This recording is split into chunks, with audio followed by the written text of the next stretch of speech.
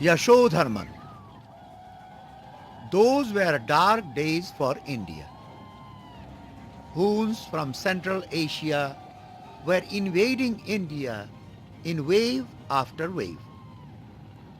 They came and fought their way through all opposition. Wherever they went, they killed and plundered. And the once famous Gupta Empire fell and was broken up. Toramana, the Hun leader, established himself in Malwa, and the Malwa king withdrew to the small kingdom of Mansur. Toramana was succeeded by his son Mihirgul. He was more cruel and more wicked than his father. The king of Malwa had a son named Yashodharman. He was a young man of high qualities, and he was also very ambitious. He wanted to regain the lost kingdom. He dreamt of establishing a vast empire where his people would live happily and peacefully. Yashodharman was only 16 and he was restless. He wanted to see the country and know the people.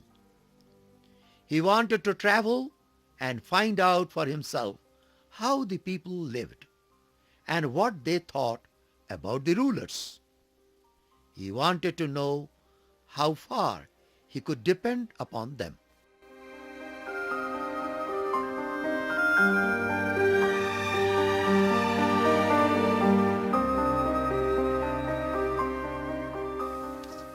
Taking permission from his father, Yashodharman, with a few close friends, set out on a long journey. They were all riding their best horses. They passed through many villages and cities. They went through thick jungles, crossed over mountains, and swam across turbulent rivers.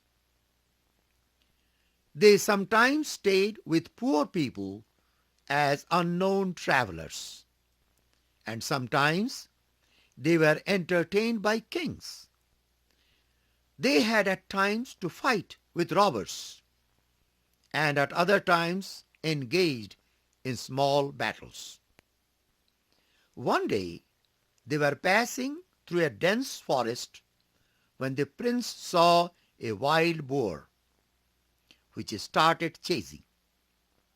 The wild boar ran so fast that the prince was separated from his friends. It was a hot day. The prince was tired and thirsty after the chase, and he looked around for water. But he could not find any, so he rode on. At last, he saw a river, its water gushing down with great force from the high mountains. The prince was so tired and thirsty that with joy he ran into the river.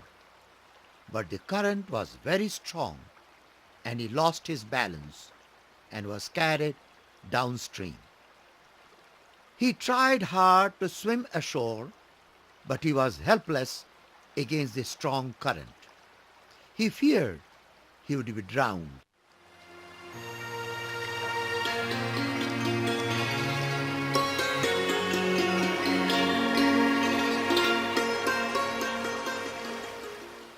Standing on a rock, a girl was filling her vessel. She saw the drowning prince struggling in the water. As Yashodharman passed near her, she caught hold of his clothing and, using all her strength, dragged him ashore. The prince was by now unconscious, but the girl nursed him, and gradually he returned to his senses. The prince opened his eyes and looked at the girl who had saved his life. "Who are you? What's your name? He asked. Mallika is my name, she said. I stay near here with my father, who is a priest.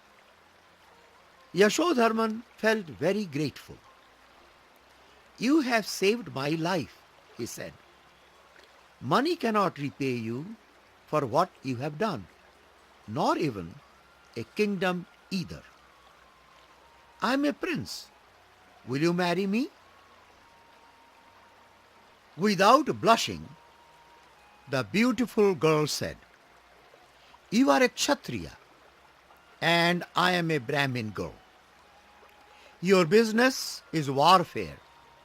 My father is a devoted Brahmin, and he is old.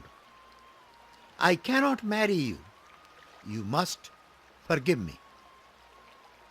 It is my good fortune that I was able to help you, she continued. Consider me as your sister, who has only done her duty. I want nothing from you for having done my duty. Yashodharman was very pleased with this reply.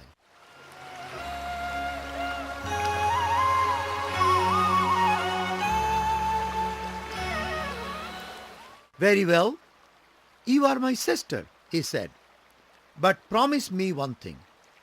If ever you are in difficulty, you will remember me. If I can do something for you at any time, I shall feel most grateful. The prince then took a diamond ring from his finger and gave it to Mallika. Keep this ring with you, he said. Whenever you need my help, send it to me. I shall be with you as soon as I can. Mallika smiled and took the ring as a remembrance from her prince brother.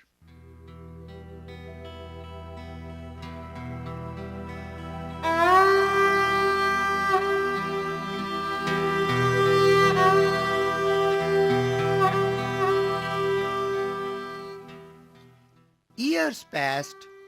Mallika was married and went to live in Mathura. The Hoon leader, Mehergul, was performing all kinds of atrocities in the country, and there was hardly anyone to stop him. There came a day when he attacked Mathura and he began to plunder the city. His soldiers captured Mallika, her husband, and their children. The commander of the Hoon army promised to release them if Mallika's son would join his army, and if her daughter would marry a Hoon. But Mallika and her husband would not agree to this proposal, and they were put in prison. They passed many painful days. Mallika prayed and prayed for help. Then she thought of the boyish face of Yashodharman, and she remembered his promise. Could her prince brother help her now? Would he still remember her? Would he recall his promise if he saw his diamond ring? Mallika wished that she could inform him. But how could she send a message? Who would carry the ring to him? It so happened that a young Hoon soldier had reason to be very grateful to Mallika. He had been seriously wounded, and Mallika had treated him and saved his life. She had learned from her father how to heal wounds. Now this soldier used to bring fruit to Mallika and her husband, and it was this that kept them alive. Mallika requested this soldier to carry the ring to Yashodharman. At first, he said, he was afraid to do anything of that kind. But Mallika entreated him again and again, and at last he agreed to go. At that time, Yashodharman was one of the few kings who were independent and had powerful armies. Many of the kings had lost their thrones and their countries. It was want of unity among the Indian rulers that made it possible for the Huns to become very powerful. When the Huns attacked one kingdom, the rulers of other kingdoms either kept aloof or helped the Huns in their attack. Many unfortunate kings approached Yashodharman for help in regaining their kingdoms. But Yashodharman was not sure of getting any help from those rulers, and so he did not want to start a war against the Huns.